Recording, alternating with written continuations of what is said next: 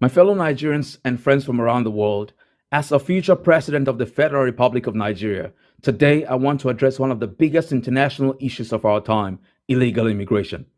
I will state facts about the observable negative impact it is having on both home and host countries. Then I will comment on the US situation because the US is obviously the number one destination for most illegal immigrants. And I will conclude with my take on the way forward.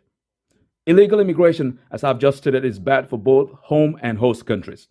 While illegal immigration can be a source of jobs for individuals and a source of remittances for their home countries, in terms of negatives, it promotes brain drain and labor drain from home countries because it entices trained or intelligent people from especially developing countries who may otherwise not get admitted into the host country through regular visas. It also, regarding labor drain, it also entices physically strong, military aged men who could otherwise be ideally working, say, for example, in factories or farms in their home countries. In addition, it weakens democratic governance from the perspective of the governed because it provides an escapist route for mostly young people who would otherwise fight for their democratic rights as citizens of their country. Of course, we also know that it weakens democratic governance from the perspective of the government because as more and more young people take the escapist route out, the government will be less and less pressured to be accountable to the people. In fact, this is exactly what's going on in Nigeria and across Africa. Similarly, while illegal immigration provides cheap labor in host countries, it results in a trail of negatives, including increased insecurity and crime, because, of course, there will always be many illegal immigrants who will be unable to find jobs and will unfortunately resort to crime to make ends meet.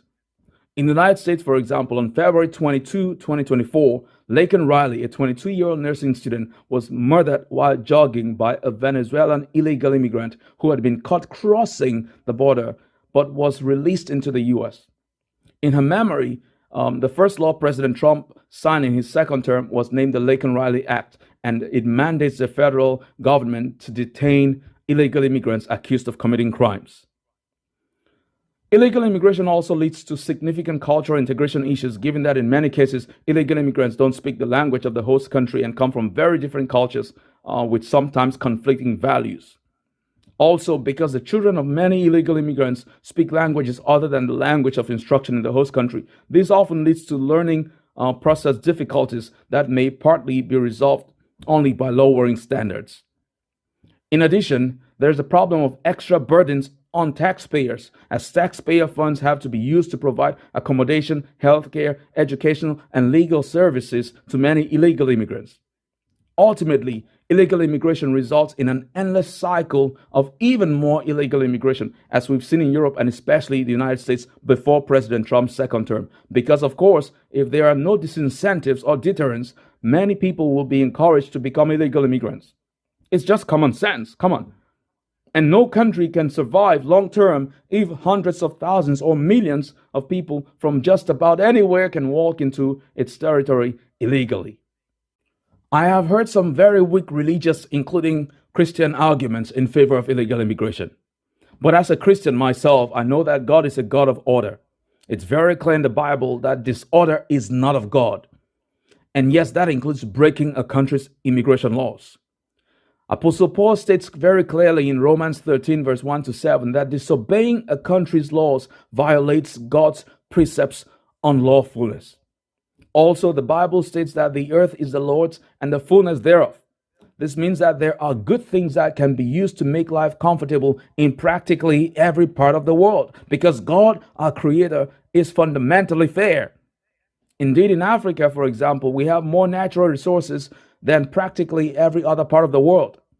Nigeria, as a case in point, as of August 2023, had 5.9 trillion cubic meters of proven natural gas reserves, the largest in Africa and ninth largest globally. Also, we seldom have extreme weather events like hurricanes or typhoons, extreme cold, or natural disasters like earthquakes in Africa. But they happen everywhere, sometimes frequently, sometimes seasonally. It's just not true that life can only be comfortable in America or Europe. If the governance of a developing country makes them lag behind, fix it.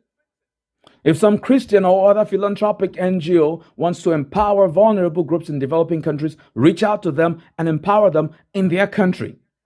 This approach where NGOs take millions of US dollars from global money laundering schemes like, the USAID we're learning about to resettle immigrants illegally in the US, for example, is very bad. It's very wrong. It's not just the Mexican cartels that are profiting from illegal immigration. Western NGOs are guilty too. Still on the religious angle, there's also the hypocrisy of the Vatican under Pope Francis criticizing President Trump for enforcing American immigration law by deporting those in the country illegally. I say hypocrisy because the Vatican, as we know, is a city-state which has very strict immigration and citizenship policies which don't allow for illegal immigration at all. Indeed, on January 24, 2025, Tom Homan, President Trump's border czar, basically the man overseeing the deportation of illegal immigrants, responded to the Catholic Church's outcry over the deportations of illegal immigrants and to Pope Francis's criticism of Trump's border wall construction by pointing out that the Pope leaves behind massive walls. Tom Homan, himself a lifelong Catholic, said, and I quote, "They have a wall around the Vatican. And if you illegally enter the Vatican, you'll be charged with a serious crime and jailed. So the Pope can protect the Vatican where he lives. He can build a wall where he lives, but American people are not allowed that." End of quote. Thankfully, Catholic Cardinal Robert Sarah gets it. He once said, I quote, "Those who use the Bible to justify mass immigration are bewitched." End of quote. Absolutely true.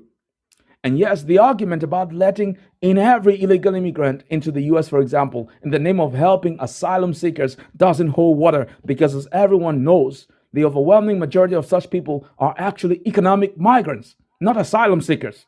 Let's be honest here. Genuine asylum seekers claim asylum in the first safe country, not travel across multiple safe countries just to get to the US or the UK. Regarding the United States more broadly, I will begin by taking us back 3 decades. In his 1996 State of the Union address, Democrat President Bill Clinton said, and I quote, "All Americans, not only in the states most heavily affected, but in every place in this country, are rightly disturbed by the large numbers of illegal aliens entering our country. The jobs they hold might otherwise be held by citizens or legal immigrants. The public service they use impose burdens on our taxpayers. And that's why our administration has moved aggressively to secure our borders more by hiring a record number of new border guards, by deporting twice as many criminal aliens as ever before, by cracking down on illegal hiring, by barring welfare benefits to legal aliens." End of quote. President Clinton went on, and I quote, "We will try to do more. We are a nation of immigrants, but we are also a nation of laws. It is wrong and ultimately self-defeating for a nation of immigrants to permit the kind of abuse of our immigration laws we have seen in recent years, and we must do more to stop it." End of quote. Similarly, another former Democrat president, Barack Obama, once said, and I quote, "If you are a criminal, you will be deported. If you plan to enter the United States illegally, your chances of getting caught and sent back just went up." End of quote. Presidents Clinton and Obama didn't just talk, they actually walked the talk. In fact, in 8 years, Clinton deported 12 million illegals. Obama deported about 5.2 million. Meanwhile, Trump, in his first term, actually only deported about 1.5 million illegals. So what changed? Well, over the past 10 years or so, beginning the last few years of President Obama's second term, when the Democrats started moving further to the left, meaning when they started becoming extremely liberal, they realized that they could actually secure future voters by embarking on a fully open borders policy. Yes, the way it works is they allow millions of foreign nationals to come into the country legally. Then over time, they give them amnesty and create a path to citizenship. And then bingo, those new citizens vote to keep them in power. Yes, I'm aware that Ronald Reagan, a Republican president in the 1980s, gave amnesty to 2.7 million illegal immigrants who had entered the US illegally before 1982. But at that time, there was like a consensus on the issue. But then under Biden alone, official data shows that there were more than 11 million illegal migrant crossings. 11 million in 4 years. That's roughly 3 million per year. And those were just the known cases. Now, as someone who has been very active on X, formerly Twitter, and who follows the dynamics of US politics and global geopolitics, I can tell you quite confidently that it was the skyrocketing illegal immigration numbers that first got Elon Musk, the world's most successful technologist and the world's richest man, very involved in politics. Indeed, in one of his recent comments on the issue on February 24, 2025, he posted on X, and I quote, "It's not just that America's borders were left open under Biden. There was a massive concerted campaign to usher in as many illegals as possible on an unprecedented scale in order to achieve permanent one-party rule. Treason." End of quote. Elon Musk is absolutely right. Why is this a big problem? Well, apart from the obvious issues of crime and insecurity, as President Clinton had acknowledged, illegal immigration has been a major drain of public service funds. For example, many U.S. citizens whose homes were destroyed by recent natural disasters are still living in tents or freezing rooms without heat, while the U.S. Federal Emergency Management Agency FEMA spent $59 million on lodging illegal immigrants in luxury hotels in New York. And that's just one case. There are others like it. But let me drift. On January 21, 2025, speaking at the National Prayer Service after President Trump was sworn in, one Bishop Marian Edgar Buddha of the Episcopal Diocese of Washington urged Trump to have mercy on, among others, illegal immigrants. She said, and I quote, "And the people who pick our crops may not be citizens. Vast majority of immigrants are not criminals." End of quote. Interestingly, it was later reported that Bishop Buddha's Episcopal Migration Ministries collected $53 million from the Biden administration, apparently through corrupt USAID programs in 2023 for immigrant resettlement. Similarly, a few days ago at a Democrat illegal immigration rally, Democrat Congresswoman Pramila Jayapal said, and I quote, "We can't let them deport the millions of families across this country who have been doing the work that keeps our economy going. If you look at the food that's on your table, think about who picked it. If you look at your homes, think about who built them. If you look at your vulnerable elders and your kids, think about who is taking care of them." End of quote. But you know what? These were the very same arguments made by slave owners. So yes, clearly for the Democrats, this is all about protecting cheap labor and securing future voters instead of protecting the safety of the American people. And as we all know, the safety of life and property is the primary responsibility of every government across the world. As I mentioned a while ago, who else in history defended protecting cheap labor? Slave owners in the days of slavery and the slave trade. Naturally, President Trump, who made the fight against illegal immigration one of the cornerstones of his campaign, both in 2016 and this time around 2024, started taking decisive action as soon as he was sworn into office. He sent the military to the southern border. He threatened Mexico and Canada with significantly higher tariffs if they didn't take concrete steps to secure their borders with the United States. And of course, he ordered the immediate arrest and deportation of all illegal immigrants, according to law, starting with violent criminals. The result? In just his first month in office, border crossings have dropped by 94%. 94%. Trump's border crackdown is so overwhelming that illegals have reported returning to Mexico and have been telling others not to come at all. There's also been huge support for reporting illegal immigrants across Americans, including among Democrats. In addition, the United States Secretary of State Marco Rubio declared on January 24, 2025, the era of mass migration must end.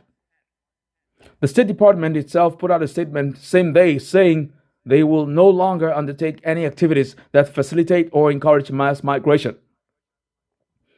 And on February 24, 2025, the U.S. Homeland Security Secretary Kristi Noem said, and I quote, "Under President Trump's leadership, we're already seeing historic results at the southern border. We just broke a 15-year record, only 200 encounters in one day, compared to 15,000 daily under Biden. 15,000. Strong policies, real results." End of quote. Now let me turn my attention to the Europeans. They can and should absolutely learn from President Donald Trump. Otherwise, there'll be trouble in their countries. In fact, it's already happening.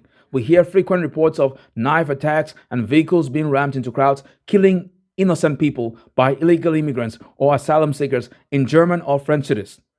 Also, recently in the UK, new reports surfaced about the British government's poor, very poor, even criminal handling of the long-running child sex abuse scandal in which Pakistani men groomed, trafficked, and raped young white girls over a decade ago.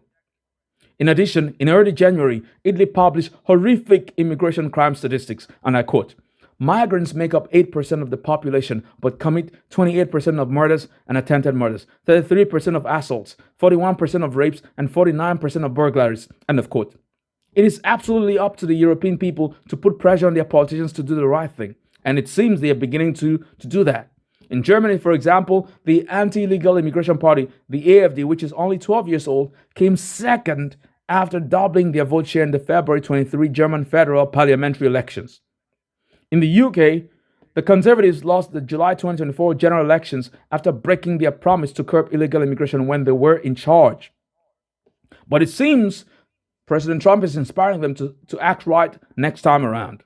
In a January 25, 2025 opinion piece titled "Trump's Triumph Offers a New Blueprint for Britain," UK Conservative MP Suella Braverman says Trump has proven to British Conservatives that it is possible to enforce immigration laws when in office as long as one has the will to do it. I quote, "What Trump has taught us is that politics is not for the faint of heart. It demands conviction. Let's heed the lessons from across the pond and make Britain great again." End of quote. Now, as a Nigerian and a future president of Nigeria, why do I wholeheartedly support President Trump's tough stance against illegal immigration? And why do I encourage and hope European leaders and politicians will take a cue from him? It's simple. Because then the pressure will be back on our African leaders in particular to grow our economies so that more jobs will be created for our young people. And when that happens, they will not want to become illegal immigrants. Also, curbing illegal immigration will make those countries safer, not just for their own people, but also for our Nigerian and by extension, African brothers and sisters who immigrated legally and who are studying, working, or traveling there for business or leisure. And that leads me to my final comment, which is a word of advice for precisely those our Nigerian and African friends living and working abroad. To make the most of your stay in a foreign land with a different culture, whether long-term or permanently, the onus is on you to integrate. So do everything possible to integrate. Learn the language, understand the culture, and all of that. To assist you with helpful integration tips, I strongly recommend a book written by a very good friend of mine, Nazarius Bama, who is based in Sweden. I'm honored to have edited the book, which is titled, and I quote, "Tapping Through Panting to Banking, Never Give Up on Your Dreams," end of quote. So I can absolutely vouch for it. The book captures his compelling personal story of dreaming past humble beginnings, of defying Scandinavian winters, and overcoming cultural integration challenges in a foreign land. I'll post the Amazon link below this video. Fellow Nigerians and dear friends, those are my thoughts on this very important subject of illegal immigration. May God bless the Federal Republic of Nigeria, and may God bless you all. Thank you for watching.